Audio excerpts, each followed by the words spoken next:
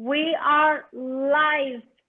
Welcome, everyone. Wherever you are, we are live here from, the UK, Liverpool, and London.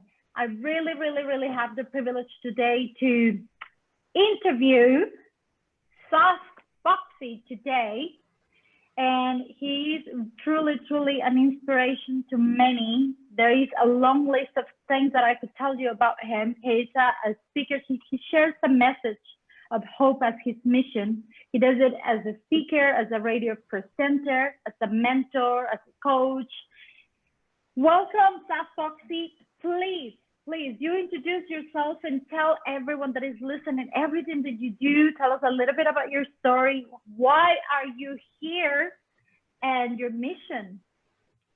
Wow, what an introduction, Adriana. Yes, you hear me? I can hear you. Yeah, I can hear you. Perfect. Thank you very much for such a wonderful introduction. And I feel humbled, and I feel blessed, and I feel everything, man. I just feel so happy that I'm here with you, and I'm here to spread the message of hope to many people, especially on this week, the week of Mental Health Awareness Week. This is the week I look forward to every year. Do you know what I mean? This is the week where we get a chance to let the world know about mental health. This is the week when people take note and try and understand what mental health's about, and it's a big part of my life. It really is, and that's why I'm happy to be here. I could talk about my journey, my story, where it all started, and I've said this many times, but I would love to share this again, if I may.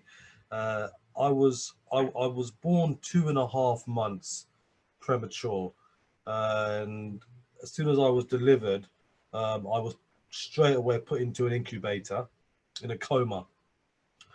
By the time I came out of the incubator, Adriana, I was adopted immediately by two wonderful people from London. I was never held. I was never held in my birth mother's hands, so I never had any bonding time apart from when I was in the womb. I do believe that's played a massive part in my life, psychologically, and I think that's where it all started, really, from the day I was born. Look, I was brought up with by some wonderful people, and I had a great life. And but upon reflection and doing a lot of therapy and being in the therapeutic world myself, I do believe that there is some correlation with mental health illness from the day you're born, and the lack of bonding and the lack of attachment that one has with the mother. And I had none. Can you hear me loud and clear? Yes. Yeah. I'm like in awe with listening to your story. Please carry on. Yeah, of course. Yeah. So basically, I was born in Bradford in Yorkshire, but obviously I was adopted by a mother and a father, my adoptive parents from London. I was brought up in London most of my life. It was an isolated life, a life where I was alone. I was alone because I was the only child. Never knew about my adoption until I was 18, but I was none the wiser. I was happy. I was a happy kid, but very lonely child. But where my life changed was when I was 10 years old, 10 to 11. I was admitted into boarding school. I went to a boarding school in Surrey, and I was there for 6 years. And the best way I can describe it, it was 6 years of living hell. I was physically, verbally, racially, emotionally, sexually abused and humiliated on a daily basis for 6 years.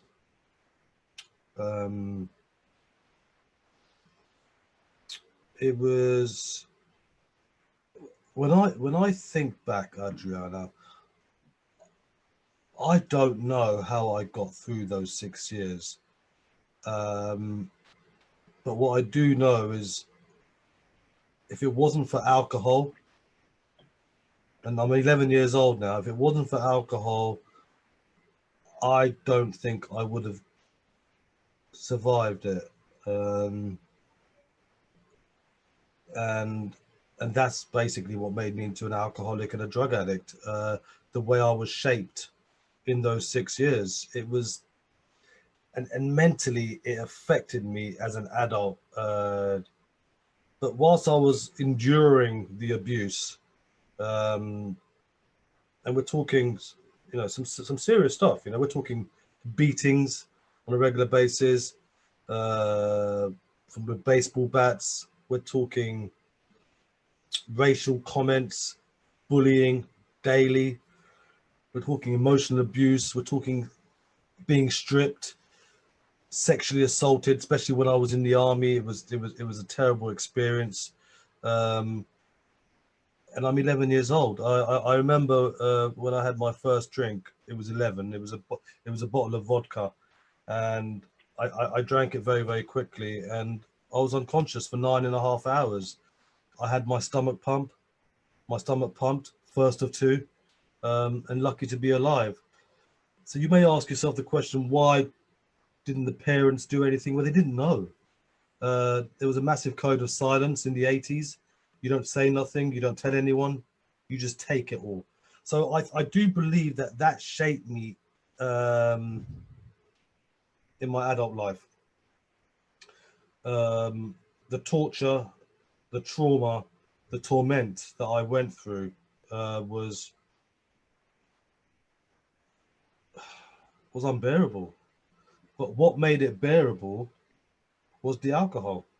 Um, and then I left school, and came in. The school was in a lovely little village called Frensham in Farnham. It's in the county of Surrey. And then I left school and came back to London, North London, and it was a different world. It was a world. For the first time, I had some control in my life. It was a world where there was many cultures that I wasn't used to, because the boarding school was predominantly a white English school, hence the racial abuse that I received. So it was good to be around culture. It was good to be home with my parents where I felt safe. But obviously the alcohol drinking was still part of my life, and it slowly escalated, and it went to a different level. And then the alcohol became drugs. I found out at 18 I was adopted, which was a massive shock. That really impacted me, Adriana, mentally. That really, really got me, because it affected me big time. It My substance use got harder. I started, smoking marijuana and taking lots of cocaine, and of course still drinking heavily, and I mean heavily. Um, and I'm 18 years old now, and I've done it all my life up until then, from the ages of 11, with the abuse that I endured. And it was finding out that your parents aren't your parents. Finding out that at an age when I was at university, um, which I got kicked out of because the drink just escalated. I got kicked out of 2 universities because of my addictions. To find that out, I felt like I was living a lie all my life, and everyone else knew about this except me, and it took me back. It really affected me. It affected my mind, and it affected my alcohol and drug usage to another level. Many years later, I was diagnosed with bipolar, which addiction and bipolar go hand in hand in many cases. And when I was diagnosed with bipolar, I was actually quite relieved, because all the destruction that I caused up until my diagnosis, it made sense. It made sense. You know, Adriana, growing up, people used to say I was crazy. People used to say, "Oh, this guy's a nutter," and that used to hurt as a kid. That used to hurt. But what got me through it was to be more crazy, as they would say, is to be more of a nutter, to do things out of character, to do things that people would not normally do. And I'm not really gonna talk about it here because some of the things I did, I think back and you know what, I'm ashamed of. But that's where my mind was. Um, and with the drugs and the alcohol, I mean, you do things out of character anyway. But when that's inside you, and you're not mentally well, it just takes it to a different level. But I was running away. Um, it was a survival tactic for me. It was fear, and that's what got me involved in the drink and drugs, with all the abuse that I went into, that I experienced for crucial years of my life. So I caused a lot of mayhem. I caused a lot of mayhem, a lot of destruction, and it was tough. It was tough, especially the assault of different types I experienced. It's and then have you heard the saying where the abused becomes the abuser? Yeah. It was like that's what happened when I got into my early 20s. When I say that, I want to reiterate that I did not abuse the way I got abused. I abused in a different way. Uh, so I was the abused, and I became an abuser in a different way, in a way where I abused my own body, uh, which affected me mentally. But I also got involved in the lifestyle, um, of the underworld, lifestyle um, of the gangster side of things in London, and I only got involved not because I was anything like that. It attracted me.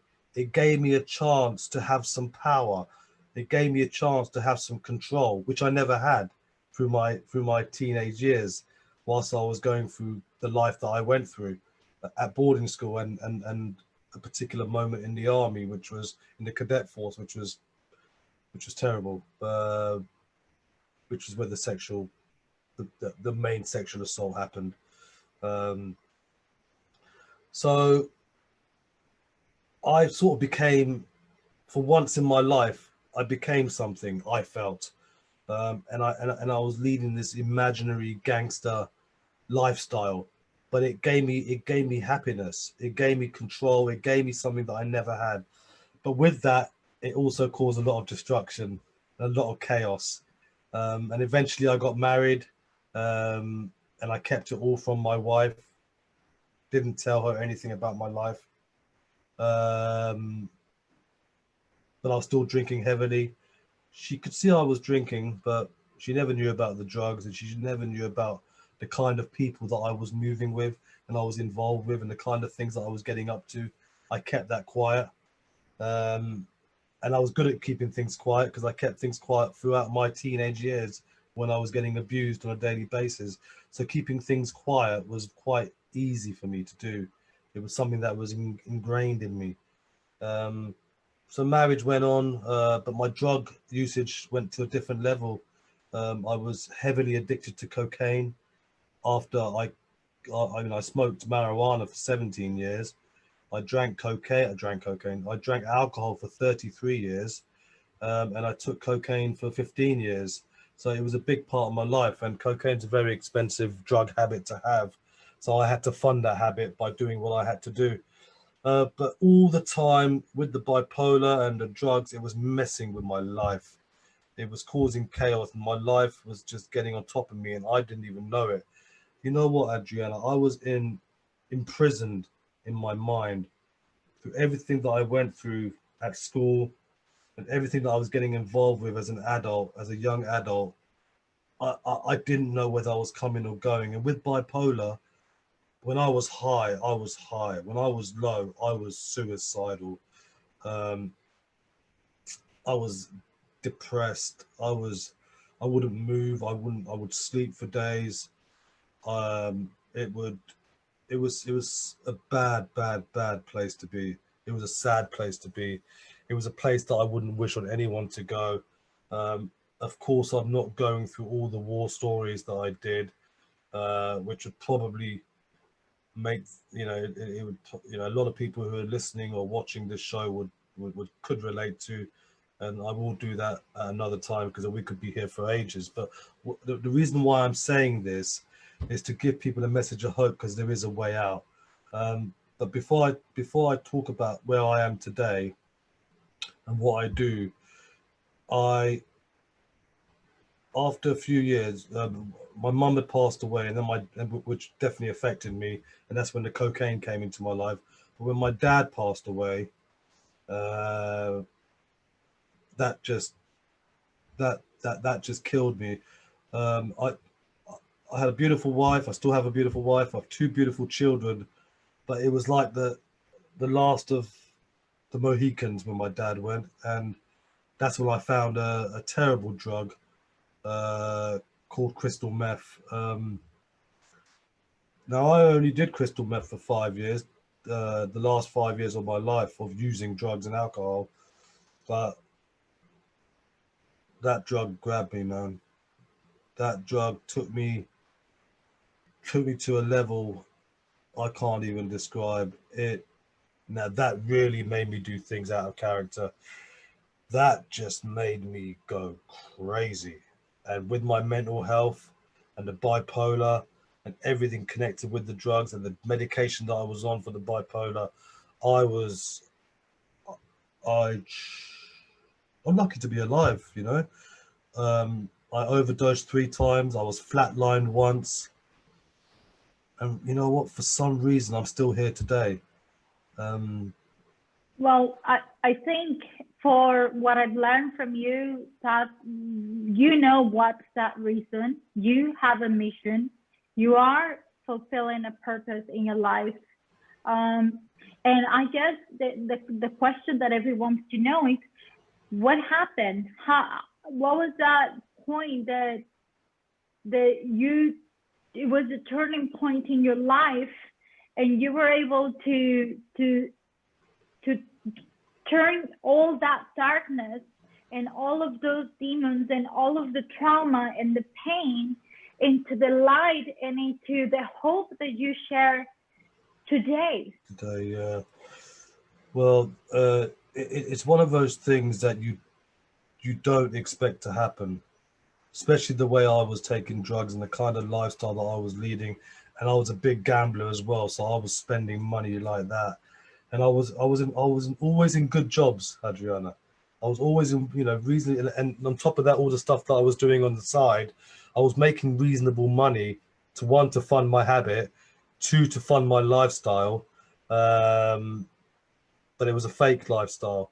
When I got arrested numerous times, I mean, I would say hundreds of times. I never got charged. I never got convicted.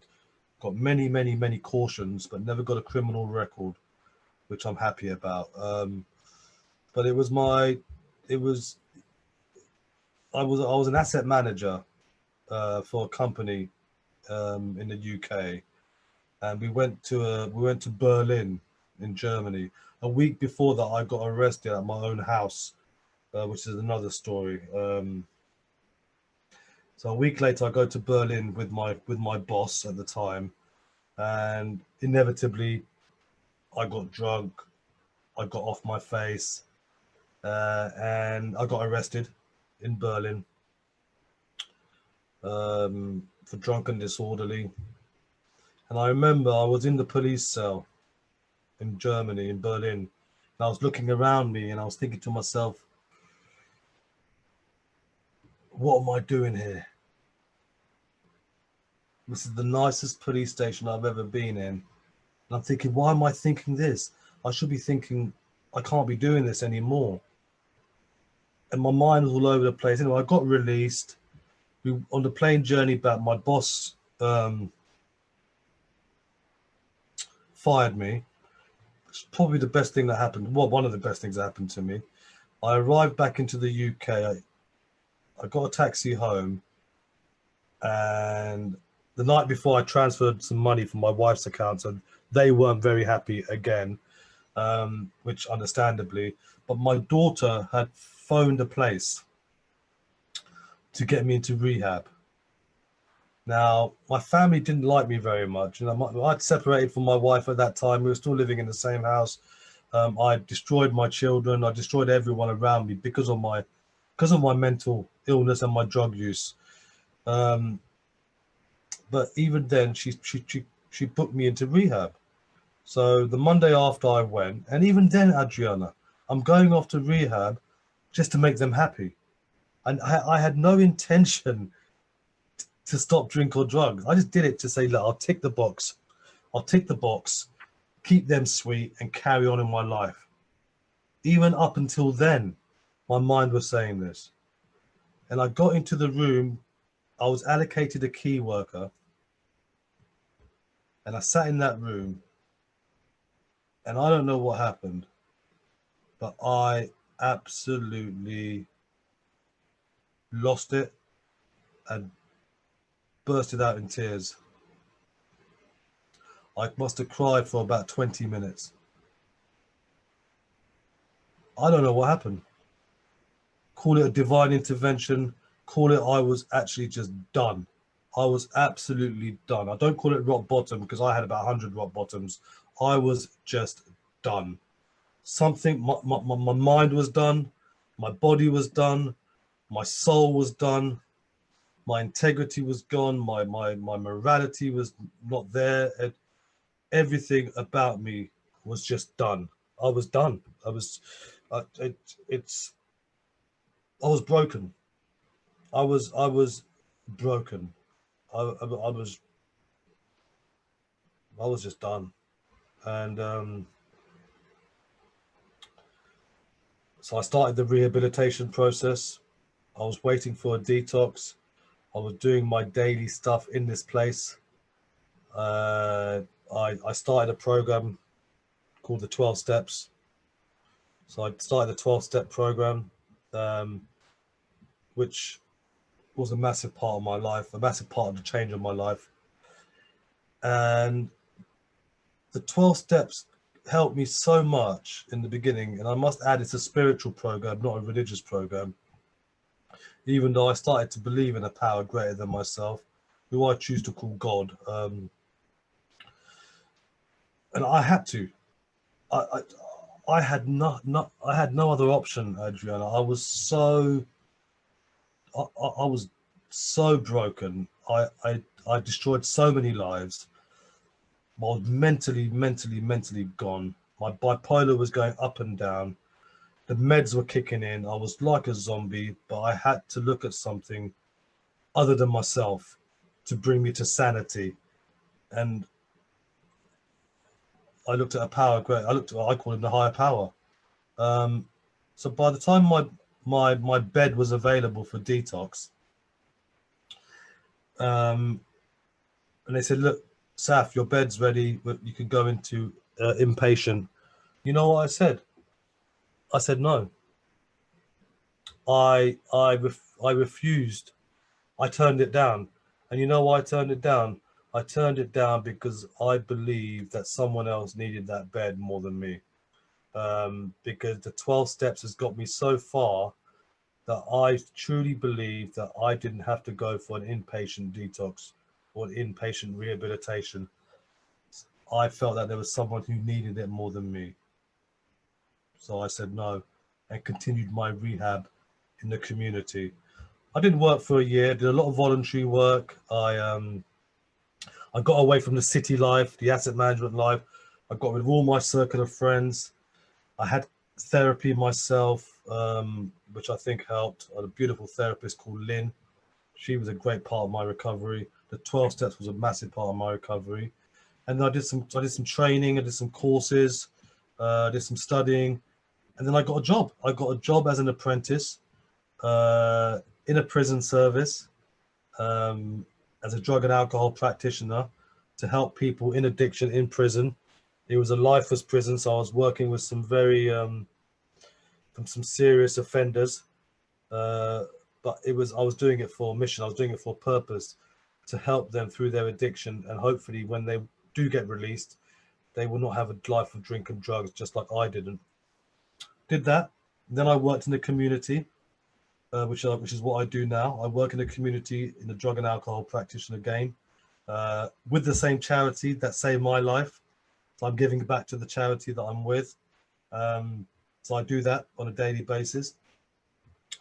I now am and you spoke to the CEO, Jules, lovely, lovely woman. She's a founder of this wonderful charity, and a CEO called HIS, is the charity dedicated to men's mental health. It's a wonderful charity. It really is. I lost my brother-in-law to suicide. She lost a very good friend to suicide, and it was a no-brainer. And I'm a chief operating officer there, and I put all my heart to that charity, and this charity will grow and it will save men's lives for sure. I also have my own radio station called Saf Surgery. Again, you know, Adriana, this is a show that's dedicated to trauma, to addiction, to mental health, and I have some remarkable guests who come on. I do a real talk, tragedy to triumph show on Speak Up and Empower. Predominantly and I don't call them guests on that show, I call them people who give messages of hope, are women, because I'm a big advocate in women, in helping women, because I believe more men should help women. Not enough men do, and I want to be one of the people who will help women through domestic violence issues, through sexual assaults, through human trafficking, domestic violence, honor killing. These are the things that I want to get that message across to people, that this is still happening in today's world, and I want to help women through that, to let them know that there is a man who can help you through this. So I do that as well as my talk show. I do a lot of spoken word, where I write word poetry, which I love to portray. But at the moment, my main focus is this men's charity, especially in isolation. I want to help people out there. Men do not speak up. Men with mental health do not talk, and it's time to talk, and it's time. And his charity, which is www.hischarity.co.uk, please check it out. If you're in trouble, if you need help, or you know someone needs help, go in there. All the details are there, and do the referral, and someone will help you, and it's completely free. But on top of that, I do a lot of human behavioral coaching. You know, I'm being trained in the DeMartini method, which is Dr. John DeMartini's method of values, of priorities, a set of questions that can change your life forever. And I'm doing further training, and eventually I will be training people in that as well, because it's a life changer. And Dr. John DeMartini will be on my show within the next couple of weeks, fingers crossed. So this is what I'm trying to give back to the world. I'm trying to help as many people as I can in mental health, in trauma, and in addiction. And if I can do it, and if I can survive for it, I can help others to do that. And that's my mission. Absolutely. It is amazing. And on that note, this is very, very important for me and for others that are listening, to know that my being where you've been, or that they are where you were before. But you know, I've met many people that recover, and they're grateful for the recovery, but they carry on with their life, with their families, with being a useful member of society. Yeah. And that's great. That's amazing. But what made you to decide that you were going to dedicate your life, and basically everything that you share, it's about helping others and sharing this message of of hope. It's not only sharing a message of hope, it's actively doing the work to help a lot of other people. So what happened there? Did you ever think that you actually were born with a destiny to fulfill? Where this come from? This burning desire to help others? And that's a great question, because and the way you ask it as well is great, because even when I was, and I call it my madness, and when my book comes out, it's called Out of the Madness. But even when I was in the madness, and I say that respectfully, I believe, and my family believe, and that's why they stayed and stuck around. And many people, I think I had a good heart. I don't think I ever did anything bad intentionally. Just the mental health and the drugs and the alcohol made me do bad things. From that I did, I took bad roads. The path of the journey I was taking was wrong. And since I've stopped and I'm abstinent from all mind altering substances, I've stopped all addictive behaviors, and I continue to do the work on a daily basis. The answer to your question, I probably have. I've definitely been destined to do this. I mean, how can someone live through the lifestyle that I had, and I've had near death and death. I mean, I was flatlined. The line was like this. It was gone. And still come through that. What's the reason? I asked myself, what's the reason? The reason is for me to do what I do today. And I'm not saying this out of ego.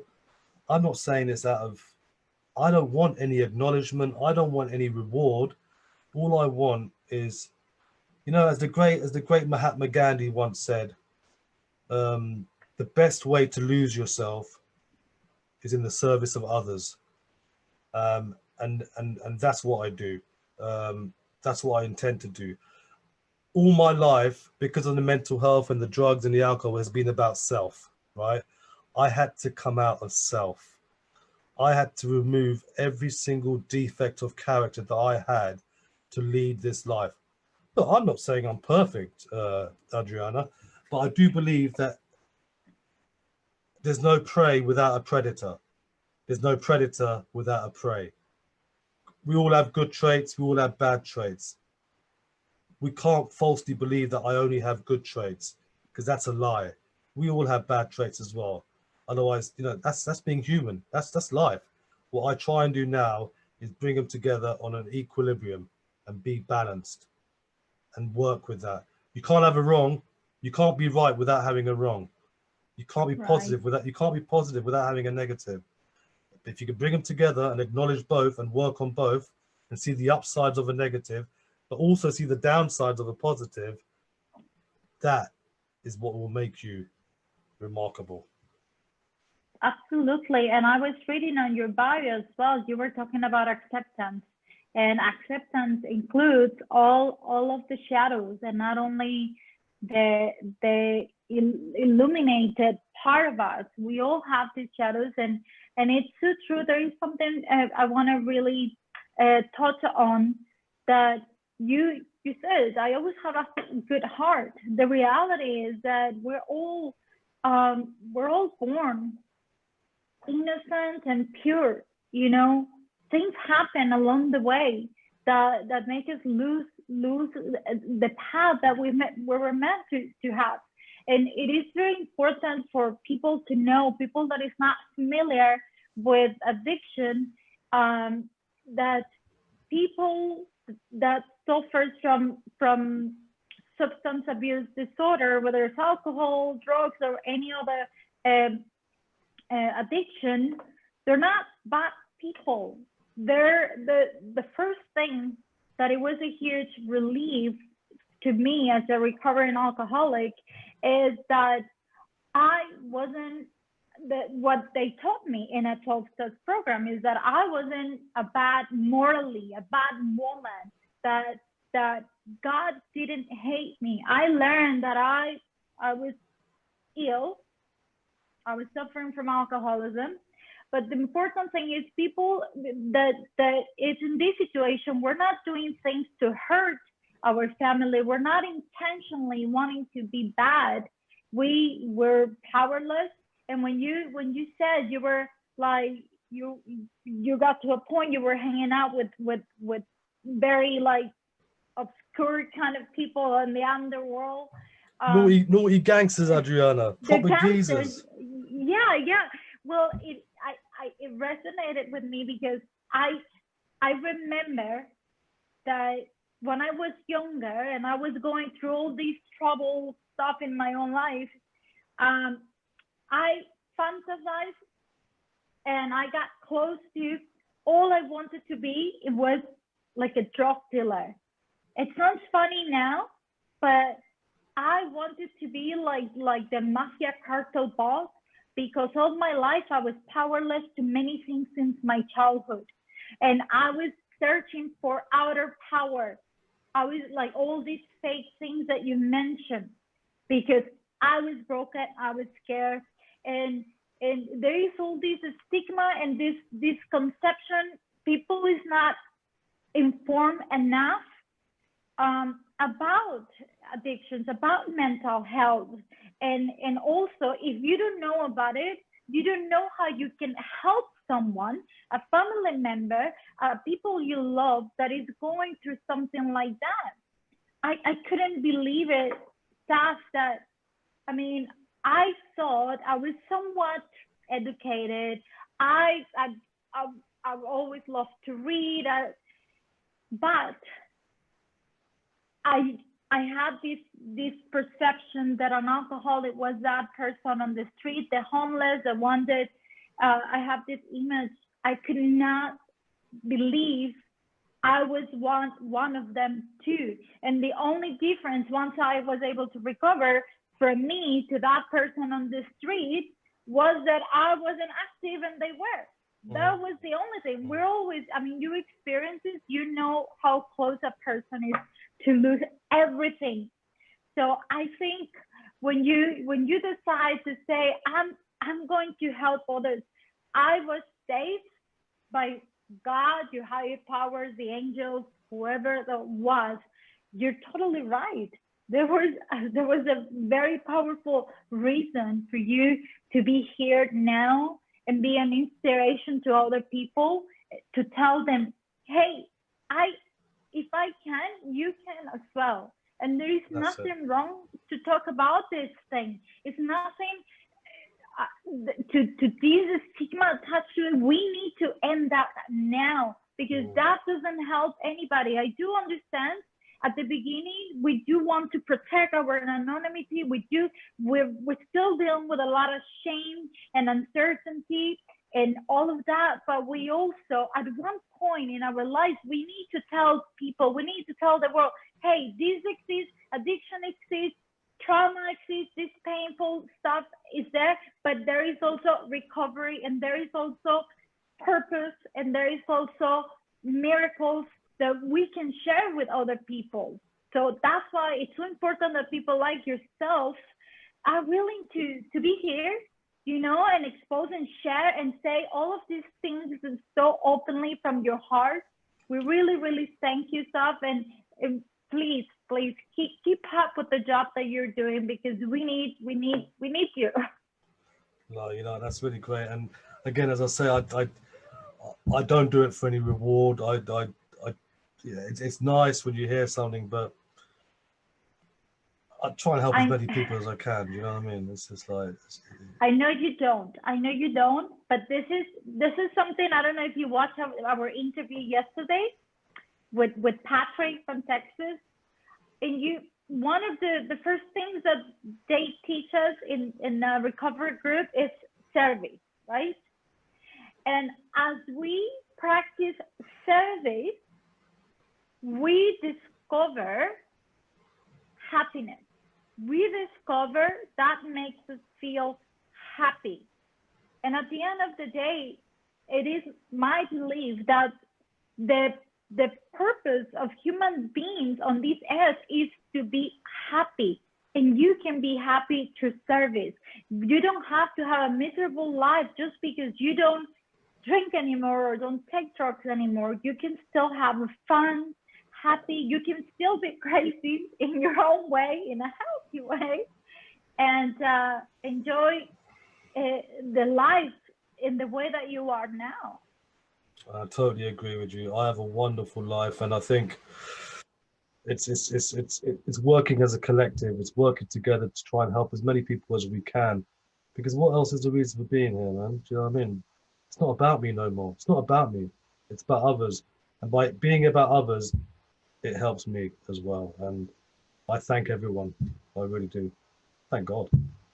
Absolutely, Saf. And as a member of the Loani Global Support Team, we thank you on behalf of Loani. We thank you on behalf of all of us.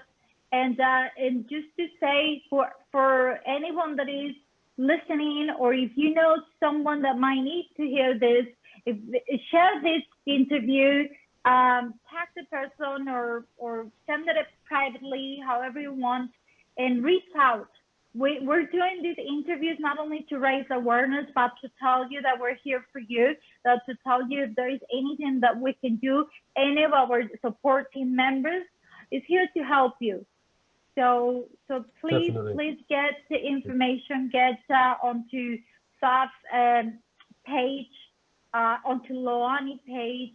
We're just talking about one aspect of mental health, but there is a series of events happening with the Loani organization about domestic violence, about all sorts of different topics, especially in these difficult times that also could be really, really enlightening times. So we decide how we want to take and learn from everything that is happening now. So reach out. Anything else you want to add, Saf? No, you know, I just thank you and blessed to be able to share the message again on this wonderful platform, on your wonderful show. And please keep up what you're doing, and with Loani as well. I mean, I thank them for being part of my life. I thank Speak Up and Empower. I thank the fellowships. I thank Saf Surgery, which if you want to get any more information, come to me. And last but not least, his men's mental health charity. We're here to save lives, so please use us. Perfect. Thank you very much, and thank you for everyone that has been watching. I wasn't able to see everyone here to thank you for your time to watch, to share, and just to be there as well. Have a lovely night. Have a lovely weekend, everyone, wherever you are in the world. Hello to everyone in Mexico, my family and my friends in the beautiful beach of Puerto Vallarta. Oh. We're saying hello. We're saying hello from Liverpool and London. So London. see you on the next one. See you later, guys. Thank you, Adriana. Take care. Bye. Thank you. Bye-bye.